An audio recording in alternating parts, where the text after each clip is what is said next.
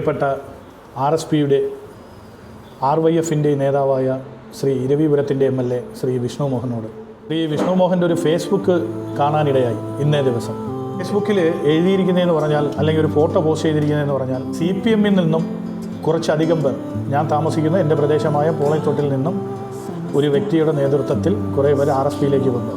നല്ല കാര്യം. Party MLA വന്ന് MLA ആയതിനു ശേഷം താങ്കളുടെ പ്രസ്ഥാനത്തിലൊക്കെ ആൾക്കാർ വരുന്നത് മറ്റുള്ള പാർട്ടിയിൽ നിന്നും വരുന്നതൊക്കെ നല്ല കാര്യം തന്നെ. പക്ഷേ MLAക്കൊരു തെറ്റ് പറ്റിയെന്നാണ് എനിക്ക് പറയാനുള്ളത്. കാരണം ഈ RSPയിലോട്ട് കഴിഞ്ഞ ദിവസം വന്ന ഈ പോളയത്തോട്ടിലെ ഈ വ്യക്തി കഴിഞ്ഞ 10 വർഷത്തിലധികമായി കൊല്ലം ടൗൺ കേന്ദ്രീകരിച്ച് UDFിൻ്റെ നേതാക്കന്മാർക്കും കോൺഗ്രസിൻ്റെയും യൂത്ത് കോൺഗ്രസിൻ്റെയും നേതാക്കന്മാർക്ക് അക്രമം അഴിച്ചുവിടുന്ന ഒരു സംഘത്തിൻ്റെ പ്രധാനിയാണ്. അതായത് ഒരു അക്രമി സംഘത്തിൻ്റെ നേതൃത്വം, പിന്നിൽ നിന്നും നേതൃത്വം കൊടുക്കുന്ന ഒരു വ്യക്തിയാണ്. കാര്യം, കഴിഞ്ഞ LDF ഭരണകാലത്ത് മുഖ്യമന്ത്രിക്കെതിരെ പ്രതിഷേധ പ്രകടനം, കരിങ്കൊടികൾ കാണിച്ച നമ്മുടെ യൂത്ത് കോൺഗ്രസിൻ്റെ state vice president Shri Vishnu Sunil Pandalam, youth കോൺഗ്രസിൻ്റെ നേതാക്കന്മാരായ അജുമൽ, ശ്രീ ആഷിഖ്, യൂത്ത് കോൺഗ്രസിൻ്റെ സ്റ്റേറ്റ് സെക്രട്ടറി ശ്രീ ശരത്, അങ്ങനെ ഒരുപാട് യൂത്ത് കോൺഗ്രസിൻ്റെയും നേതാക്കന്മാരെ മുന്നിൽ നിന്നും പിന്നിൽ നിന്നും ആക്രമിക്കാൻ പിന്നിൽ നിന്ന് സപ്പോർട്ട് ചെയ്തു കൊടുത്തയും ഒരു വ്യക്തിയാണ്. പ്രിയപ്പെട്ട നമ്മുടെ ഇരവിപുരത്തിൻ്റെ പ്രിയങ്കരനായ MLA ഒരു കാര്യം മനസ്സിലാക്കേണ്ടതുണ്ട്. താങ്കൾ UDF നേതൃത്വം താങ്കളെ സ്ഥാനാർത്ഥിയായിട്ട് പ്രഖ്യാപിച്ചപ്പോൾ അത് താങ്കൾക്ക് തന്നെ അറിയാം.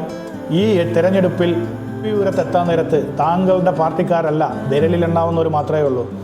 UDFിൻ്റെ യൂത്ത് കോൺഗ്രസിൻ്റെ ചുണക്കുട്ടന്മാരായ മണ്ഡലം പ്രസിഡന്റ്, ബ്ലോക്ക് പ്രസിഡന്റ് ഉൾപ്പെടെ ഉള്ളവരാണ് താങ്കൾക്ക് വേണ്ടി അകമഴിഞ്ഞ് മെനക്കെട്ട് രാവ് പകലൊന്നും ഇല്ലാതെ മാർച്ച് മാസത്തിലെ കൊടും ചൂടിലും കിടന്ന് പ്രവർത്തിച്ച് താങ്കളെ ഇന്ന് MLA ആക്കി കൊണ്ടുവന്നത്.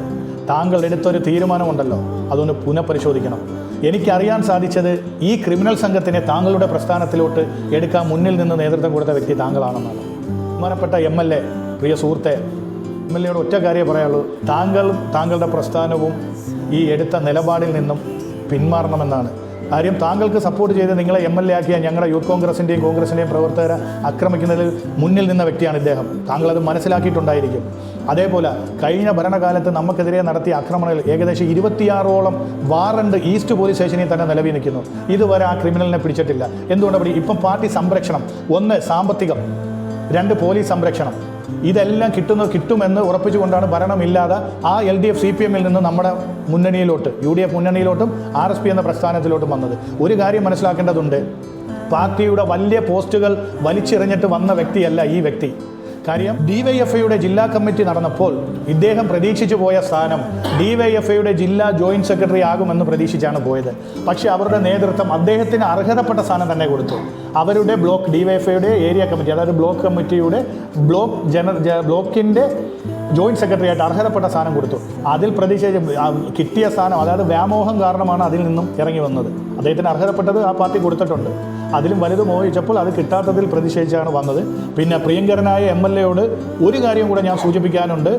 RSPയുടെ സമുന്നതനായ നേതാവ്, നമ്മുടെ പ്രിയങ്കരനായ കൊല്ലത്തിൻ്റെ MP, RSP എന്ന പാർട്ടി UDFിൻ്റെ ഭാഗമായി 2014 MA ബേബിയെ തോപ്പിച്ച് ഇവിടെ MP ആവുന്ന സമയത്ത് നിങ്ങളൊക്കെ മനസ്സിലാക്കേണ്ട ഒരു കാര്യമുണ്ട്. പ്രിയപ്പെട്ട MLA, ആ 2014 ജൂൺ 7-ാം തീയതി ശനിയാഴ്ച അർദ്ധരാത്രി MPയുടെ വീട് ആക്രമിക്കാൻ, RSPയുടെ കൊല്ലത്തിൻ്റെ MPയുടെ വീട് ആക്രമിക്കാൻ പിന്നിൽ നിന്നും മുന്നിൽ നിന്നും നേതൃസ്ഥാനം കൊടുത്ത ഈ വ്യക്തിയെയാണ് ഇന്ന് നിങ്ങളുടെ പ്രസ്ഥാനം, അതായത് RSP, നിങ്ങളുടെ നേതൃത്വം സ്വീകരിച്ചത്.